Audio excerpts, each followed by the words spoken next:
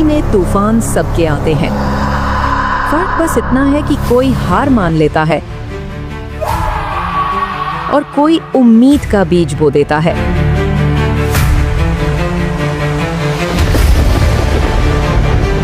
ये कहानी है मारिया की, एक छोटी सी लड़की जिसके पास था सिर्फ विश्वास और दादा के लिखे हुए वचन।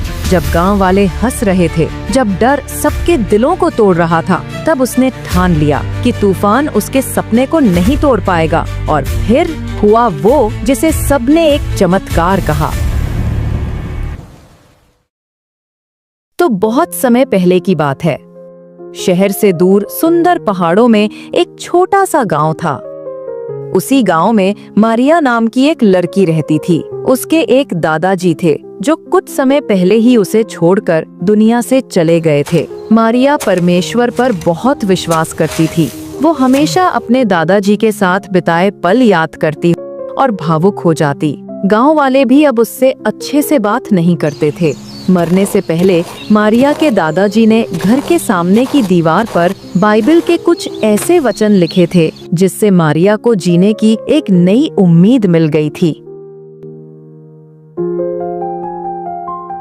मारिया एक छोटी से पहाड़ी गांव में रहती थी, जहां हर साल बारिश और तूफान आते थे। उसका एक ही सपना था, अपनी जमीन पर एक बड़ा सा खेत बनाकर सब्जियां उगाना। गांव वाले अक्सर उसका मजाक उड़ाते थे। मारिया, तुम अकेली एक लड़की ये सब नहीं कर पाओगी, तूफान सब कुछ उजाड़ देगा। मारिया के पास एक पुराना छोटा सा घर था जिसे उसके दादा ने बनाया था। उस घर की एक दीवार पर 3 अलग-अलग बाइबल के वचन लिखे थे जो उसके दादा ने अपने हाथों से लिखे थे। यहोवा भला है, संकट के दिन में वो दृढ़ गढ़ ठहरता है। यहोवा सारी विपत्ति से तेरी रक्षा करेगा। मैं तुझे कभी न छोड़ूंगा और न कभी त्यागूंगा। मारिया इन वचनों को रोज देखती थी और उन पर विश्वास करती थी। उसकी हर सुबह इन्हीं वचनों से शुरू होती थी।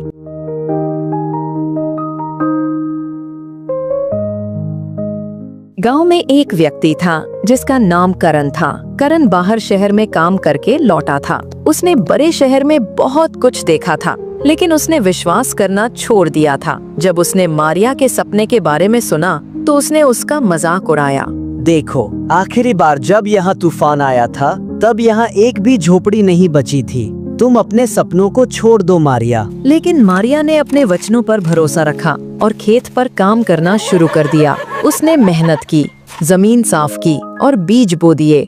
एक दिन गांव में बड़ी खबर आई। मौसम विभाग ने चेतावनी दी कि एक भयानक तूफान आने वाला है। गांव के सब लोग डर गए और अपने अपने घरों में छिप गए। करण भी बहुत डर गया।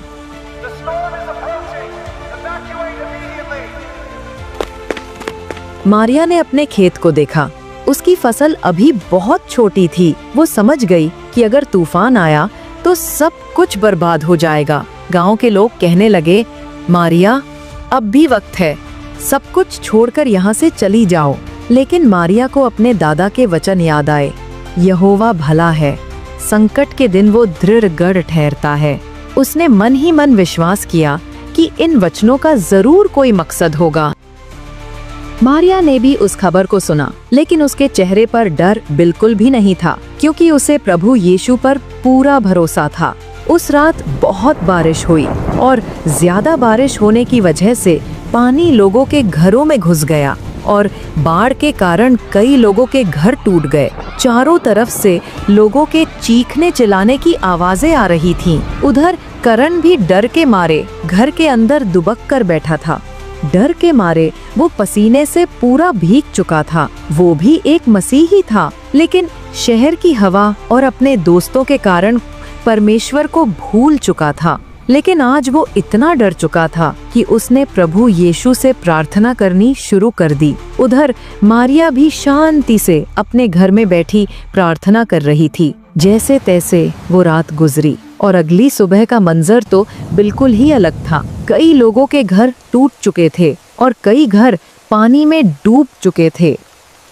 मारिया अटूट विश्वास के साथ अपने घर से बाहर निकली और अपने खेतों की तरफ भागी। वहां पहुंचने पर मारिया ने देखा कि बाढ़ के कारण सभी लोगों के खेत और फसलें खराब हो चुकी थीं, लेकिन मारिया के खेत बिल्कुल सुरक्षित थे और उनके आसपास मिट्टी और पत्थरों की दीवारें बन चुकी थीं, जिससे बाढ़ का पानी मरिया के खेतों में नहीं आया और उसकी फसल बच गई। मरिया को प्रभु यीशु पर पूरा भरोसा था और जैसा उसका विश्वास था उसके साथ वैसा ही हुआ।